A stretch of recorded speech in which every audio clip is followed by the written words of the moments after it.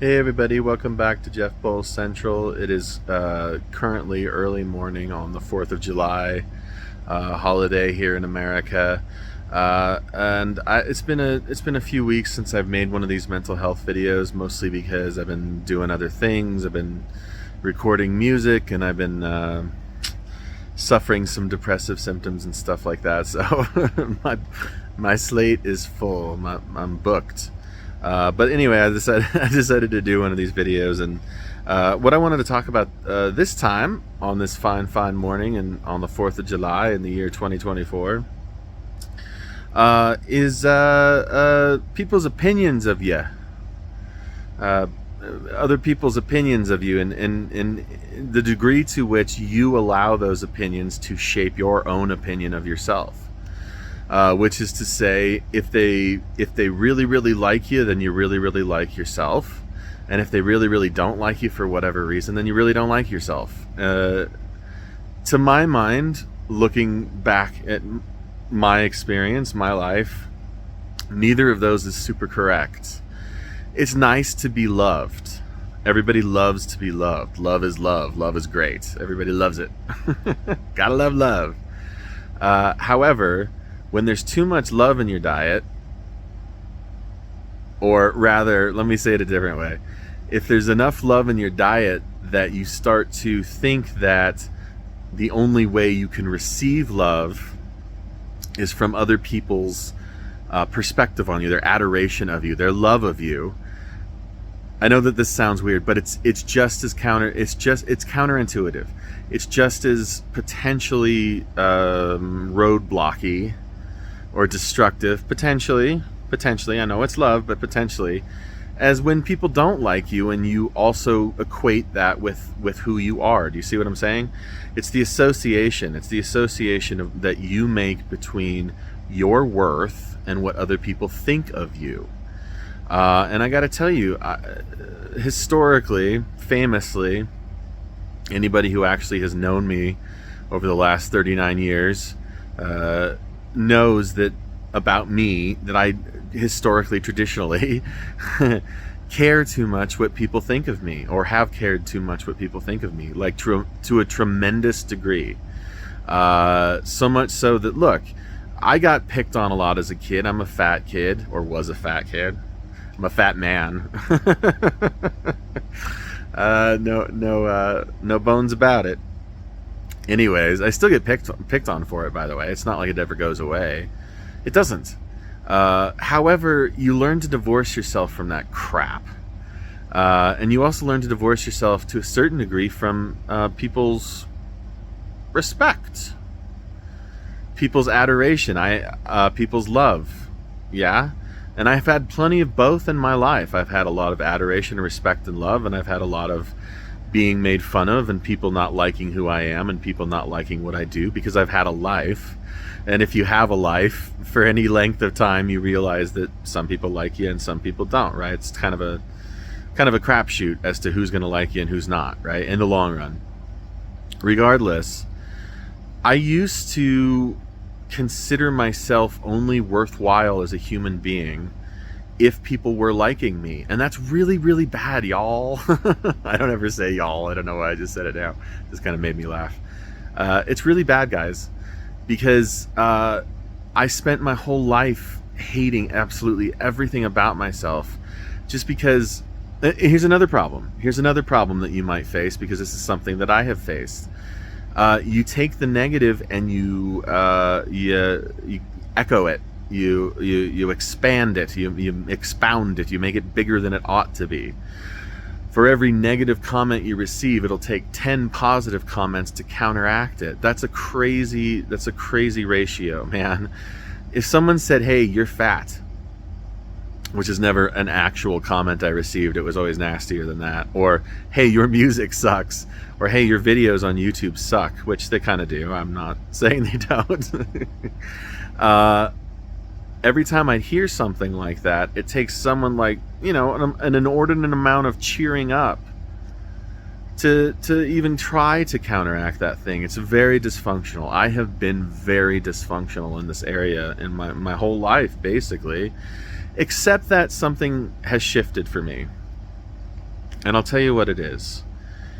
When I was when I developed schizoaffective disorder and I had my mental collapse, and I exhibited a lot of behavior and said a lot of things that just isn't becoming, that I really still regret to this day, just because I was sick. It changed people's opinions of me. Not everybody. My dear wife, she still loves me as much as she did the day that she married me, which is amazing. But some people who know me don't think of me the same way anymore. They think I'm something that, frankly, I'm not. Because that time of my life represents extreme illness that I've worked for several years now to try to untangle to varying degrees of success. But I know who I am on a good day, because I can't account for myself sometimes on a bad day, because I do have mental illness, and I do say and do things that I later regret. You know, not hugely, not like Jeff's going to jail again, not that kind of thing, but you know, saying things that you regret. But I know who I am, and I know what I'm capable of, and I know what I'm not capable of. I know my strengths, I know my weaknesses pretty well. I turned 40 this year. I figure at the age of 40, you better start getting a handle on who you actually are and start understanding that kind of thing. And that perspective of being 40 is helpful, but also the perspective of being the villain in some people's eyes is really helpful in this regard. Because while people are thinking that I'm a bad guy, or that I'm something that I'm not, a monster, a loose cannon, a crazy person, whatever it is, I'm sitting here going, I am not. And I understand now that what your opinion is, it really is just your opinion, okay? It really is just what you think. And what you think is totally valid, maybe. You earned it, I guess, maybe. It's yours, that belongs to you, your opinion. But it really has no bearing whatsoever on reality, necessarily. And it's really no more valuable than my opinion, or his opinion, or her opinion, or their opinion. Everybody's got an opinion, right? And so that seems like that's just so bare bones logic that you can't argue with it. Everybody's got an opinion, and everybody's opinion is worth everybody else's, which is to say nothing, which is to say everything, which is to say nothing, really, because opinions just come and go, right? Because people will pick you up just to drop you. I learned that also in my life. The fact that you know, people put you on a pedestal. People say, "Oh yeah, you're great, you're wonderful," you know, and maybe they mean it. Maybe they do. Maybe they really do think you're wonderful and great. But the thing is the more that people have this idea of you that doesn't comport with reality, with who you actually are, the more it can go askew, and the more that someone's going to get disappointed by what they think of you, or rather. Or, you know, conversely, I should say, like, maybe they think you're a total scumbag. They've also got you on a kind of pedestal. And maybe you can come down off of that and, like, actually show them who you really are. But maybe you can't. And maybe you don't need to. I think making your way through life and being the best person that you can be, and following a certain code of life that treats others equally and treats others as lovingly as I can do. God, the life that I've had, the mistakes that I've made, the things that I've done, it's the perfect medicine for all of that. It's the perfect medicine for you're a monster. I'll prove it. I'm not. And I don't need your label to tell me who I am. It just doesn't work that way. You know, the other thing is I think once you get good enough at this, which, you know, the night is young, but once you get good enough at this, the anger goes away too, the resentment towards people, because it's like, Yeah, well, that's, whatever. That's what you think. Okay? Now, that's not to say that some people's opinions of us aren't more valuable than others. Nobody's opinion of us, in my opinion, nobody's opinion of us is more important than our own of ourselves, right? But, when you're young, you got to live with your parents, so their opinion matters. When you get older and you go to school, you've got teachers, you've got professors, whatever, their opinion matters. You get married, your spouse's opinion matters because they own you a little bit. They have partial stake. They have stake in you. So it's not like their opinion doesn't matter, and especially in the case of like being a kid and having parental guidance to have to deal with. They own you. Like, you have to do what they say. But all the shaping that they do for you, all the control that they have, so that when you're ready to take control, you have better control than maybe you would have, right? Hang with me here. All of this is going to someday allow you, hopefully, to see that, look, this is your life. You don't owe anybody anything necessarily. I don't mean to be like blasé about, again, like, I believe doing good for people. I believe in being there for the people in our lives. I believe in these things. But you don't owe anybody anything necessarily. You don't owe anybody, certainly, your self-hatred just because they don't like something that you do. There's got to be a boundary. There's got to be a buffer between your personality and your opinions of yourself and theirs. There's got to be.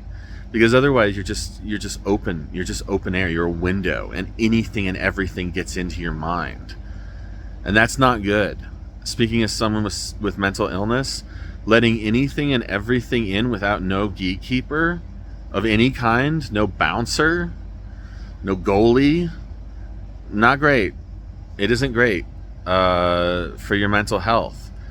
You need to have a good idea of who you are, and you need to understand that you've only got the one life, man, and it's too short. It's too short to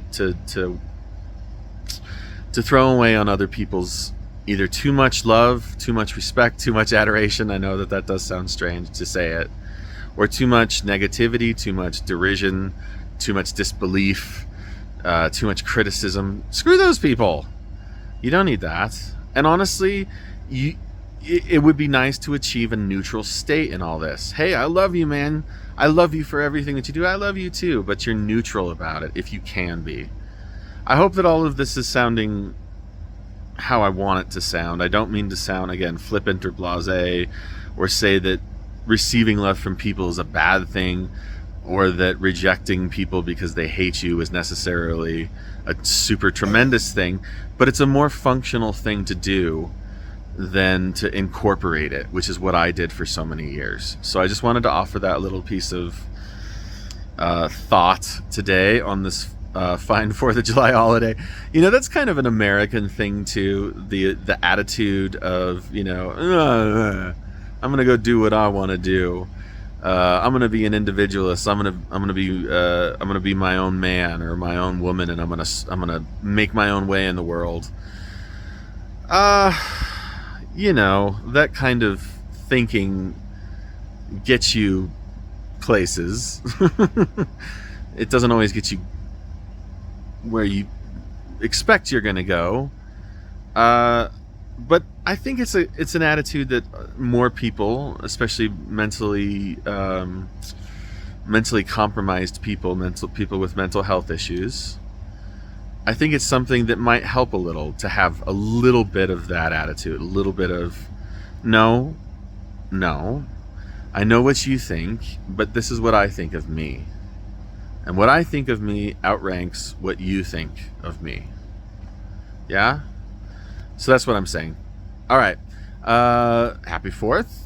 Happy life. Happy month of July. Happy year. Please like and subscribe and share and comment and do whatever you want to do to interact. Talk to me a little bit in the comments if you want. All right. We'll see you next time. Jeff Blow Central.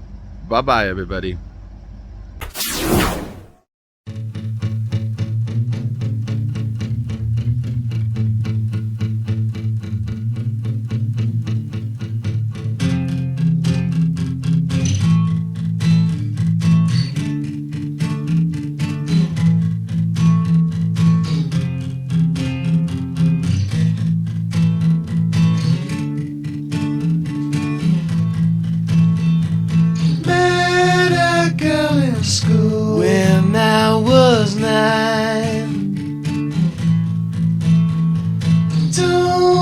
she had feelings. She had life.